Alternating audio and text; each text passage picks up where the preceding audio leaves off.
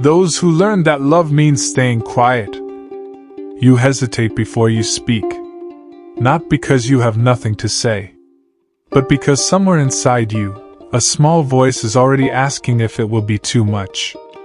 You've felt it. That tightening in your chest. When a thought forms, and you decide quietly to swallow it. Not now.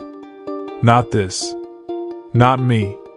You tell yourself you're being polite, understanding, easy to be with. But there is another feeling underneath that softness. A quiet grief. And a longing so gentle it barely moves the air. You don't raise your voice. You lower it. You let conversations pass you by. You nod. You smile. You listen.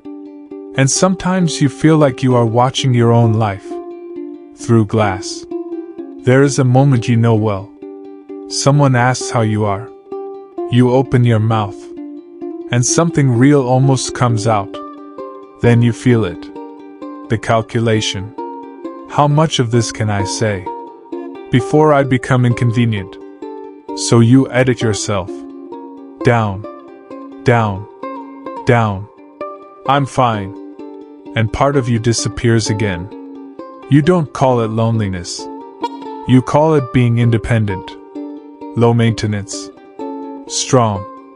But late at night, when everything is quiet, you feel how much of you went unspoken that day. Not because no one was there, but because you didn't let yourself be. This pattern didn't start in adulthood. It started small. A child in a room, watching faces for danger, for irritation, for withdrawal, learning the emotional weather, learning when to shrink, when to soften, when to go quiet.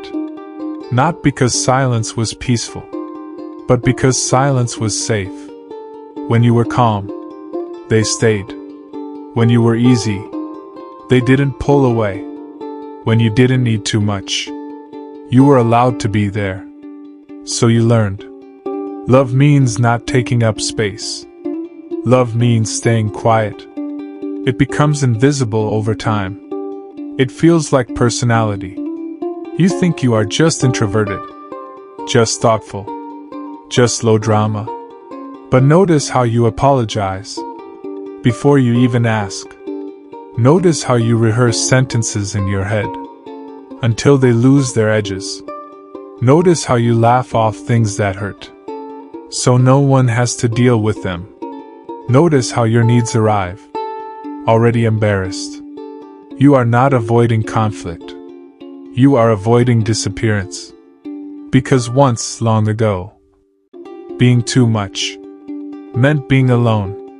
And that fear still lives in your nervous system, like a low hum you've gotten used to. So you make yourself smaller. You listen more than you speak. You give more than you receive.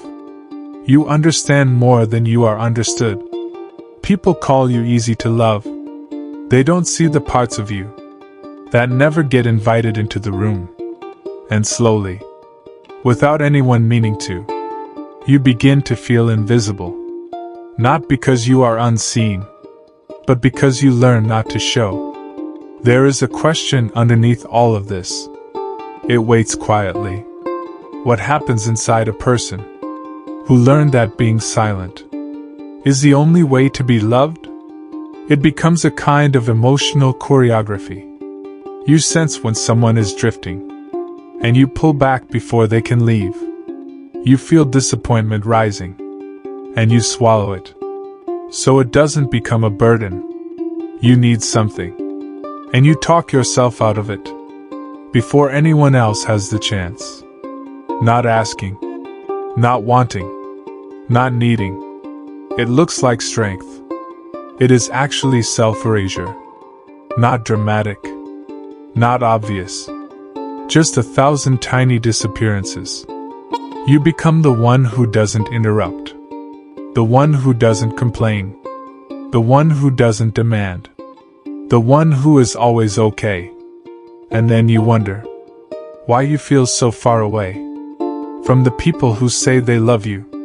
They love the version of you that never asks for anything. They love the calm surface. They don't know how much of you is underneath. This pattern protected you. It kept you connected. In a world where connection felt fragile. It taught you how to stay.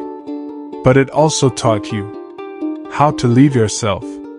So you move through relationships. Half present. Through work. Holding back. Through solitude. Feeling a strange ache. You can't quite name. You think you are invisible because that's who you are. But something quieter and heavier is true.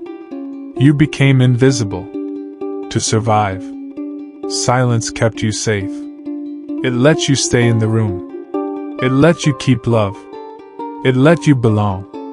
But it also took something from you. Every time you chose it. Your voice. Your weight. Your edges. You were never meant to be loved only when you disappear.